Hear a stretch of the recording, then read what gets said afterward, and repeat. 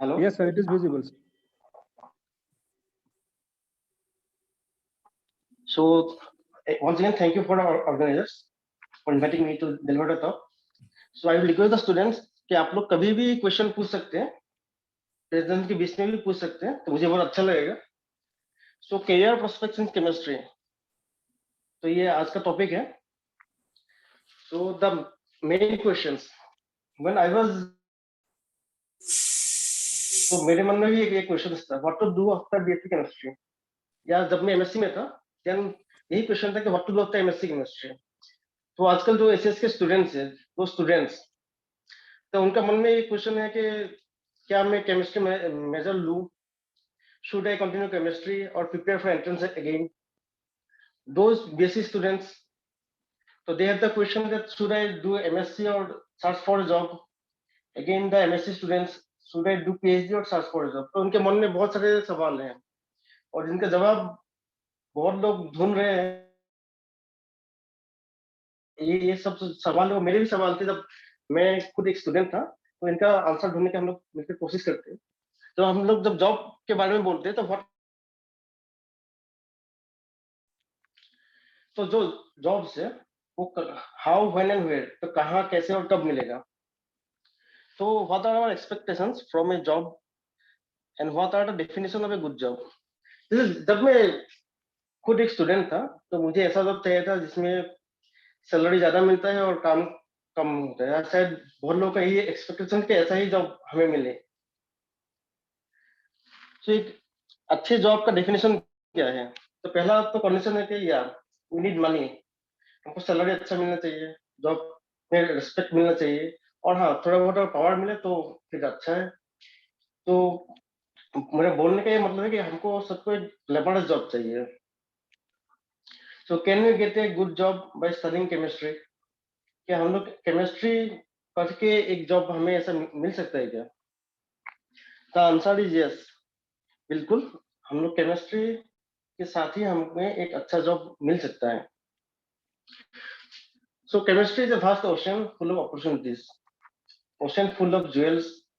Just need to dive in and grab the jewels. जैसे मंदुल sir ने बोला है, तो केमिस्ट्री ऐसा सब्जेक्ट है जो बहुत सारे अदर सब्जेक्ट के साथ ब्लेंड होकर नया नया सब्जेक्ट बनता है, और नया नया करियर अपॉर्चुनिटीज और नया नया जॉब प्रोस्पेक्ट भी बनता है. और जिस जस्ट हमें वो जो जॉब अपॉर्चुनिटीज है उनके लिए हमें खुद को तैयार करना है, और उन जॉब्स को जब अपॉर्चुनिटी हमको मिलता है तब उनको ग्रैब करना है. So these are some job types where chemistry people can be engaged. So these are some employment areas where chemistry people can engage. So chemistry people can be seen in pharmaceutical companies, textile industries, educational institutes, patent law firms, plastic manufacturing units, plastic industries, etc. Hello? Hello? Hello? Audible. Hello? Am I audible? Yes, sir. Yes, sir. You Yeah. One. Yeah.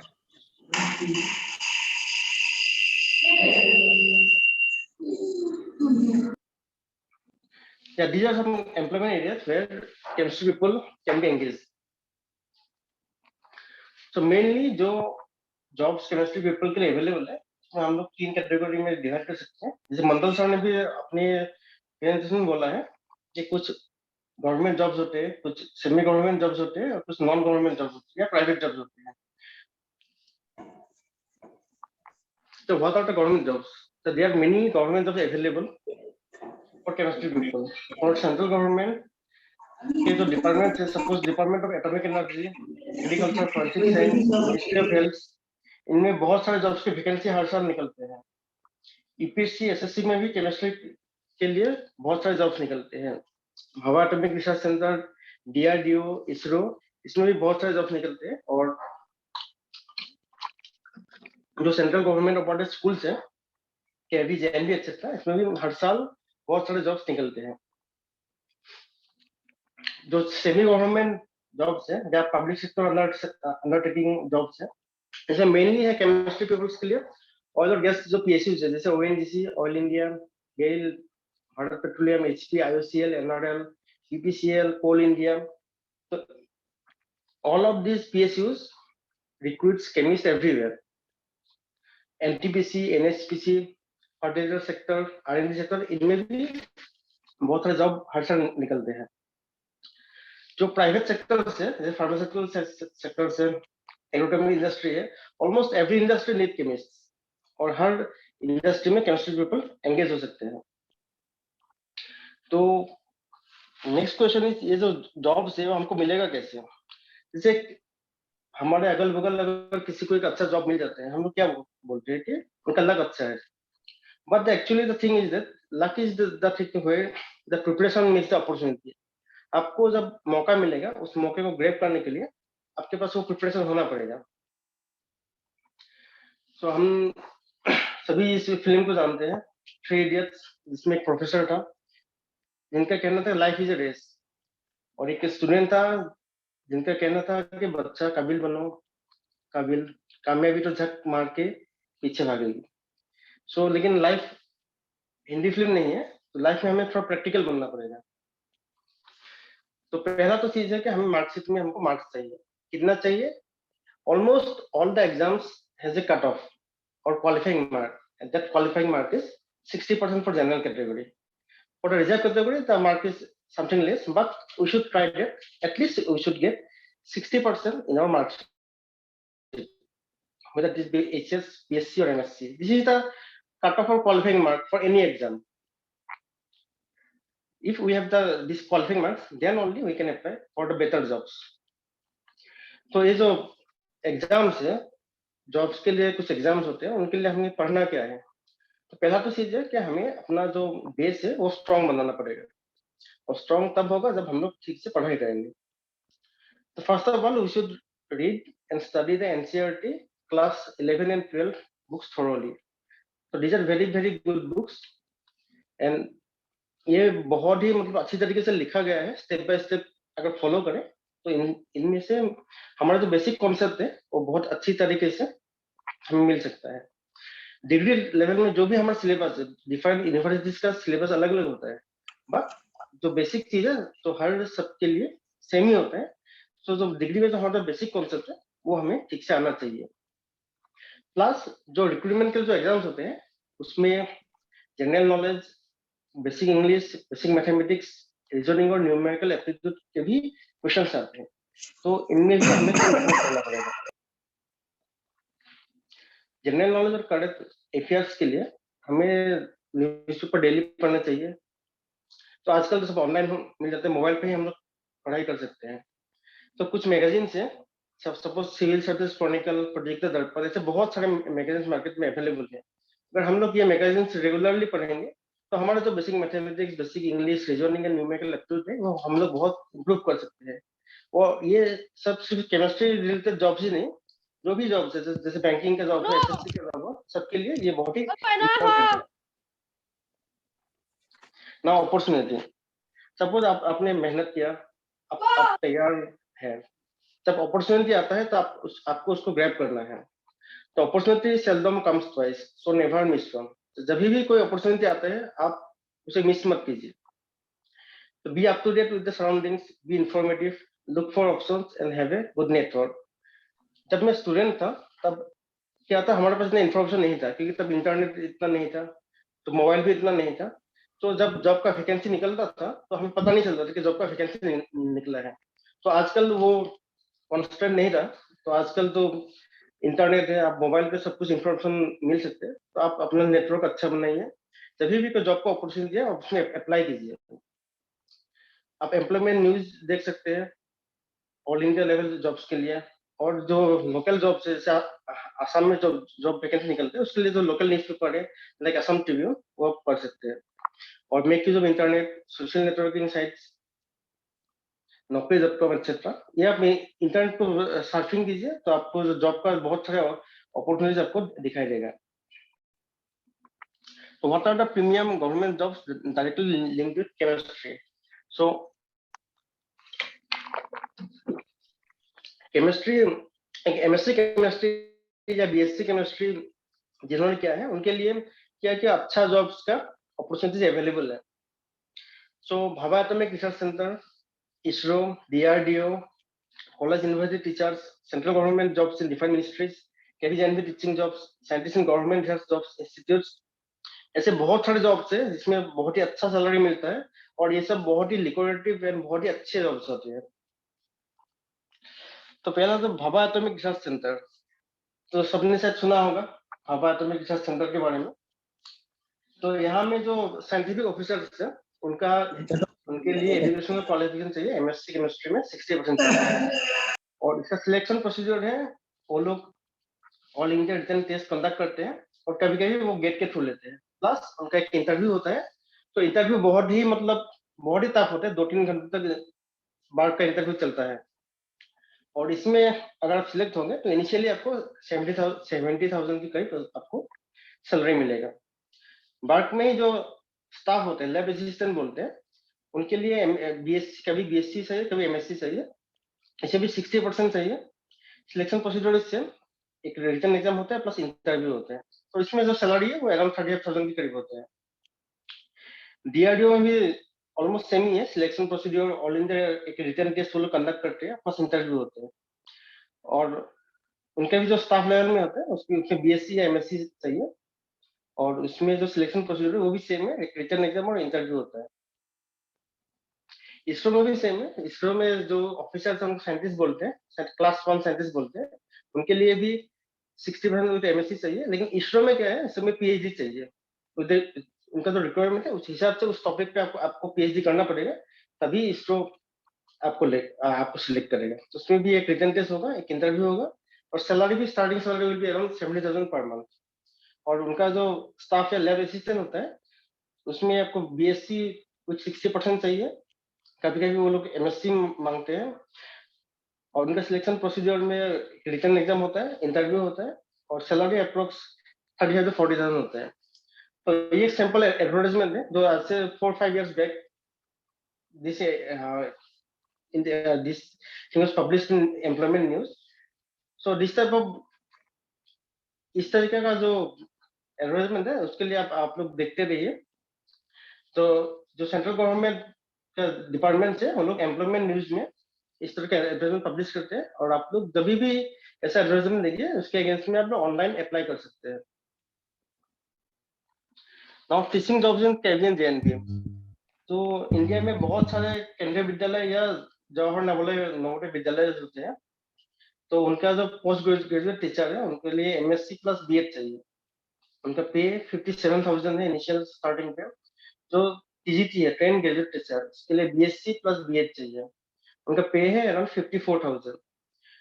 दोनों के लिए national level recruitment exam होते हैं, तो नवोदय के लिए Navodaya PGT exam होता है और केवी के लिए केवी रिक्रूटमेंट एग्जाम कंडक्ट करते हैं, तो उसमें आपको पास करना पड़ेगा। नाउ तो आप लोग ये जो देख रहे हैं ये सब ऑयल एंड गैस कंपनीज है, जैसे ONGC, Bharat petroleum, GAIL, HP, IOCL, NHPC, NRL, NTPC, oil India limited.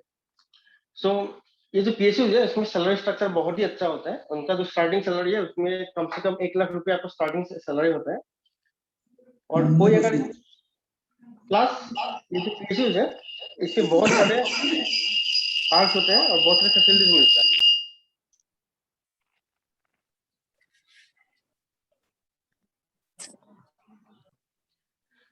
तो जो पीएसयू इंडिया में है वो है ONGC, all India, GAIL, IOCL, BP, HP, NRL, NTPC, NHPC, SAIL, NALCO, ऐसे बहुत सारे पीएसयूज है। तो हर साल ये लोग रिक्रूटमेंट करते हैं।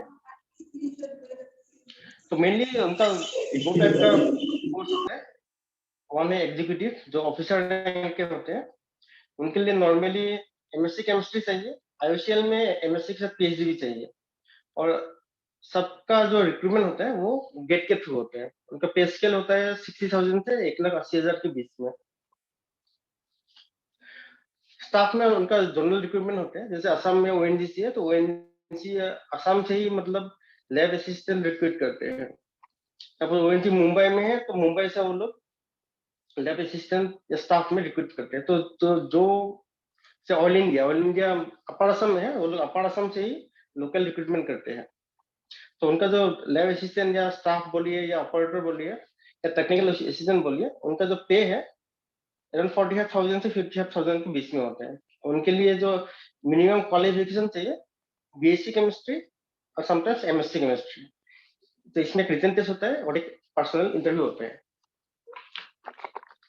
लेकिन आजकल ओएनसी के लिए पर्सनल इंटरव्यू नहीं होते, सिर्फ रिटन टेस्ट के बेसिस पे ही आप रिक्रूट हो जाते हैं। नेक्स्ट क्वेश्चन इज, ये जो एग्जाम्स है उनका सिलेबस क्या है, एग्जाम्स कैसे होते हैं, how to prepare these exams. और सबसे अहम सवाल ये है कि ये जो एग्जाम्स है क्या बहुत ही टफ है। सो जो एग्जीक्यूटिव या ऑफिसर लेवल पोस्ट के लिए जो एग्जाम है, पहले अलग अलग जो कंपनी है अपना अलग अलग एग्जाम कंडक्ट करती थी, लेकिन from 2013-14 all the companies are recruiting through GATE. GATE means graduate aptitude test और examination. It is conducted once a year. GATE 2022 जो आईआईटी खड़गपुर कंडक्ट करेगा, उसका नोटिफिकेशन निकल चुका है। तो जो लोग एमएससी लास्ट सेमेस्टर में, वो लोग गेट के लिए अप्लाई कर सकते हैं। तो गेट एग्जाम में 3 टाइप के क्वेश्चन होते हैं, एक multiple search question, multiple select question और न्यूमेरिकल आंसर टाइप।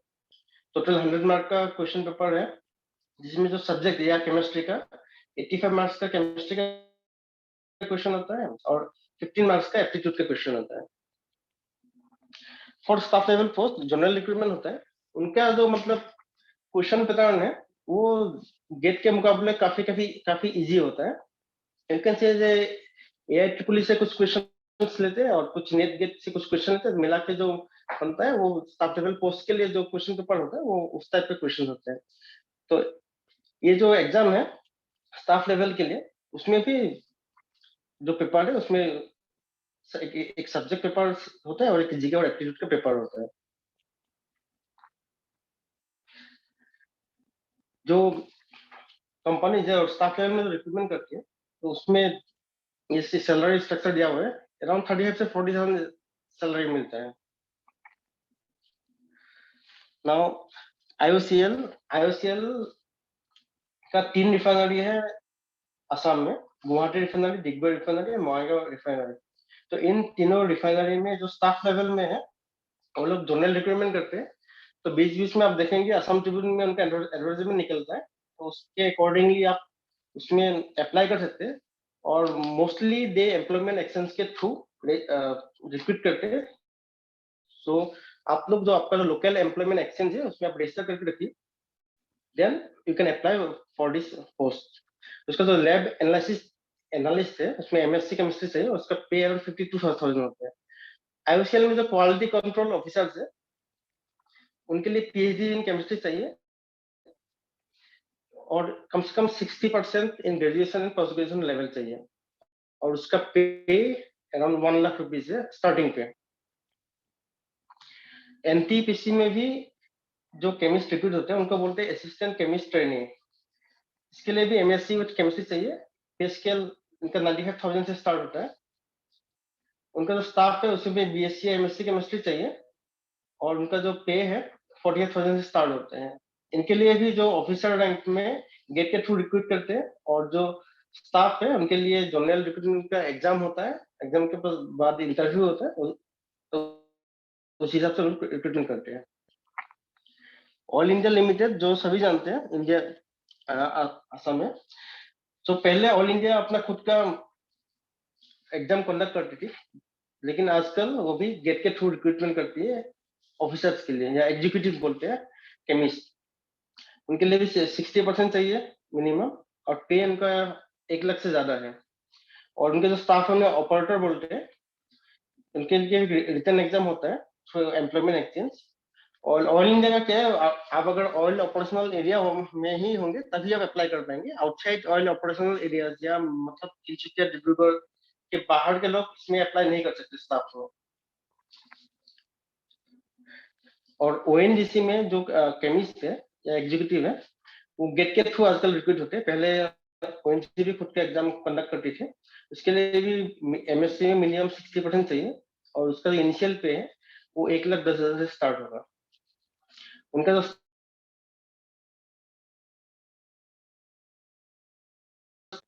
ये ओपन में थ्रू होता है, मैंने एक्सचेंज के थ्रू एम्प्लॉयमेंट एक्सचेंज में आपको रजिस्टर करना पड़ेगा, वो तो नंबर मिलता है एम्प्लॉयमेंट एक्सचेंज का, वो एप्लीकेशन फॉर्म में देना पड़ेगा। उसके लिए आपका जो एजुकेशन क्वालिफिकेशन है, ये बीएससी में 60% चाहिए, एमएससी में बीएससी एमएससी में 60% चाहिए आपको, और इसका जो पे है अराउंड 50,000 से ये स्टार्ट होगा। So let's come to the last slide.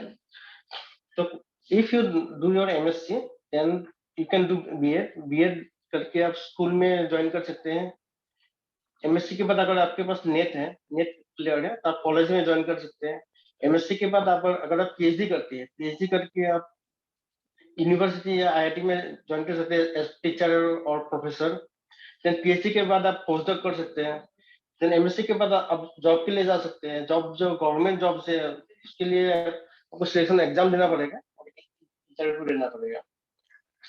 So this is the last slide. Thank you all. Thank you, sir. So, Yeah, am I audible? yeah. Sir, thank you so much for your brief introduction towards how to choose career in chemistry if they go for industrial purpose. Few more questions students have asked. Sir, you can Yeah, share your. yeah. हाँ, आप questions पूछिए। Question is, if they want to go for R&D section in ONGC or any industrial places after MSc, how they can apply? MSc के बाद ONGC में आने के लिए दो रास्ते हैं। पहला तो एक एग्जाम है, GATE, graduate aptitude test examination, इसमें आपको क्वालिफाई करना पड़ेगा। Okay. तो ओएनजीसी हर साल एक एडवर्टाइजमेंट निकालता है, तो उसमें आपको अप्लाई करना पड़ेगा। तो आप जो ओएनजीसी के जो एग्जीक्यूटिव रैंक है उसमें आप एब्जॉर्ब हो सकते हैं। और जो स्टाफ है या मतलब टेक्निकल असिस्टेंट है, उसमें अगर आप अप्लाई करना चाहते हैं तो लोकल लेवल पे ओएनजीसी रिक्रूटमेंट करता है, और लोकल लेवल पे ही मतलब इसका रिक्रूटमेंट है। उसके लिए एक रिटन एग्जाम देना पड़ेगा, उसको क्वालिफाई करना पड़ेगा। तो आजकल पर्सनल इंटरव्यू नहीं होते हैं, आपके जो रिटन एग्जाम का जो मार्क्स है उसके बेसिस पे ही आपका रिक्रूटमेंट हो जाएगा। Another question. One student asked how to prepare for ONGC exam. ONGC का एक्चुअली देखिए दो एग्जाम्स है, एक तो गेट ऑफिसर्स के लिए। तो गेट के लिए प्रिपेयर करने के लिए देखिए, मैं अगर गेट कैसे प्रिपेयर करूंगा तो इसका एक सिंपल मेथड है। आप पिछले 10 साल का क्वेश्चन पेपर ले लीजिए, किसी भी एग्जाम का, गेट का पिछले 10 साल का क्वेश्चन पेपर ले लीजिए, उनको सॉल्व कीजिए। देन आपका एटलीस्ट 80% जो प्रिपरेशन है वो कंप्लीट हो जाएगा।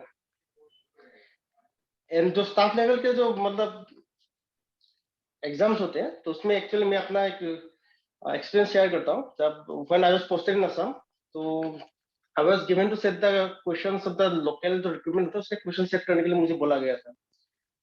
तो मैं तो खुद से तो कोई क्वेश्चन मतलब कहाँ से निकालूं, तो मैंने तो पिछला जो AIEEE का क्वेश्चन है, सपोज नेट का जो क्वेश्चन है उसमें से नेट से कुछ क्वेश्चन निकाला, कुछ AIEEE के पुराने जो क्वेश्चन पेपर वहां से क्वेश्चन निकाला, ऐसे करके वो क्वेश्चन पेपर है केमिस्ट्री के वो सेट किया।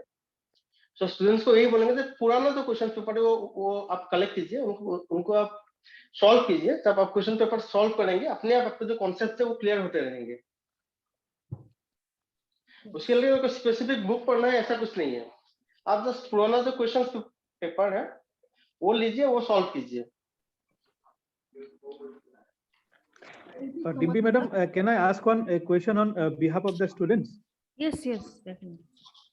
Thank you, Vikas Sekia sir, for such a simple and beautiful explanation. What the students were asking me, actually, you have shown them through your beautiful slides.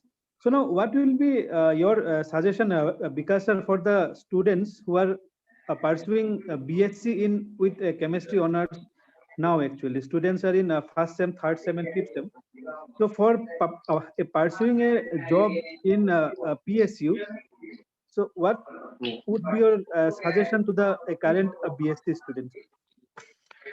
Yes, those students who are in BSc था, पहला तो है कि आप अपना जो course है वो कंप्लीट कीजिए ठीक से, आपका जो सिलेबस है वो ठीक से कंप्लीट कीजिए, आपकी जो मार्कशीट है उसमें कम से कम 60% आना चाहिए, प्लस जो एग्जाम्स है उसमें न्यूमेरिकल एप्टीट्यूड, रीजनिंग, इसका बहुत सारे क्वेश्चन आते हैं, तो उनको सॉल्व करने का आप कोशिश कीजिए। कहाँ से आप सॉल्व करेंगे? आप लोग जो जैसे मैगजीन्स, मैंने बोला कि सिविल सर्विसेज क्रॉनिकल या प्रोजेक्ट दर्पण, वहां में बहुत सारे ऐसे मतलब क्वेश्चंस, नोवल क्वेश्चंस या मॉक क्वेश्चंस मिलते हैं, तो you just try to solve those questions for your basic English, basic mathematics, reasoning and numerical aptitude. For chemistry you just study your course seriously and just solve the all question papers. अगर आप JAM के लिए तैयारी कर रहे हैं, if you are preparing for JAM, suppose someone wants to go to